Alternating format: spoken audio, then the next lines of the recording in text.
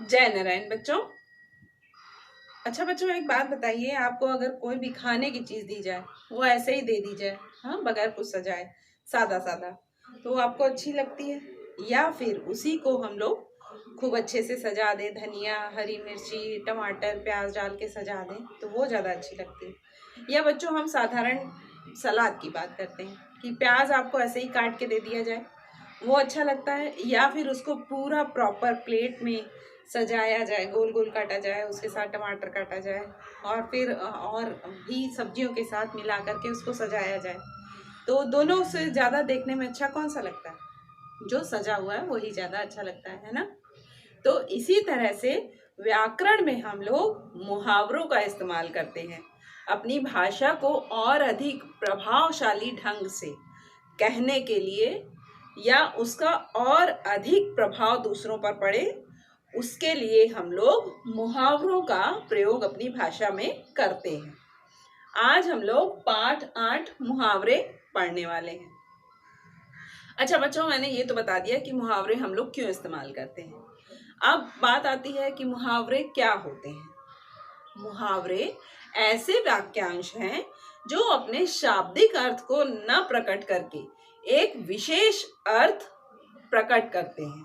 ठीक है, मतलब जैसे वो दिख रहे हैं, जो उनको जैसे शब्द वो दिख रहे हैं, उनका अर्थ जब निकालने जाएंगे तो कुछ और ही अर्थ होता है।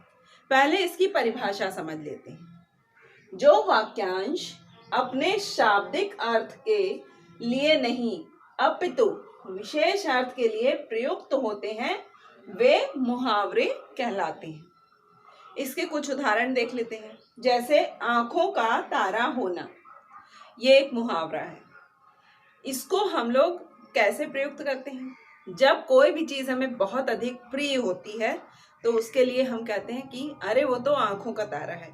जैसे आपके लिए भी कहते होंगे, आपका नाम लेकर के, कि राजू तो अपनी नानी की आंख का तारा है ना? तो इसका अर्थ आंख का तारा होना मतलब बहुत अधिक प्यारा होना। ठीक है। दूसरा है कमर कसना।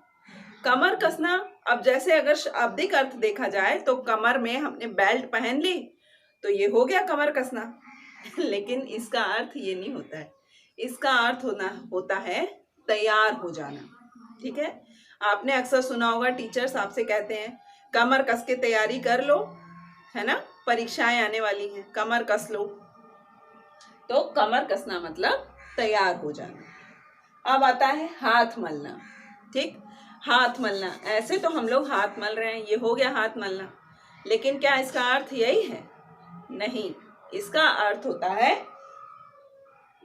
हाथ मलना मतलब पछताना। ठीक है, जैसे राजू चॉकलेट ले गया और रवि हाथ मलता ही रह गया, है ना? अब आता है नानी याद आना।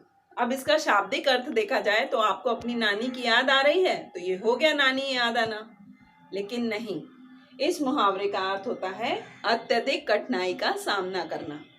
ठीक है, इसका प्रयोग हम कैसे करेंगे कि परीक्षा का पेपर देखते ही सीमा को नानी याद आ गई, मतलब पेपर जो है वो बहुत कठिन था उसके लिए और उसको अपनी नानी याद आ गई। तो ये है बच्चों मुहावरे। कुछ अन्य मुहावरे हम लोग पढ़ते हैं। आइए अब हम लोग कुछ अन्य उदाहरण देख लेते हैं। टेढ़ी खीर।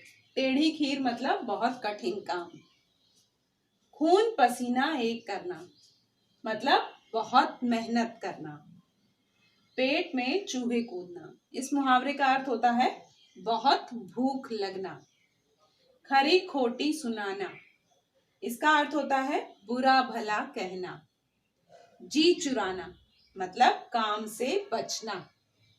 कीचड़ उछालना, इस मुहावरे का अर्थ होता है दोष लगाना। तो बच्चों, आज हमने मुहावरे और उनका प्रयोग हम क्यों करते हैं ये सीखा। धन्यवाद।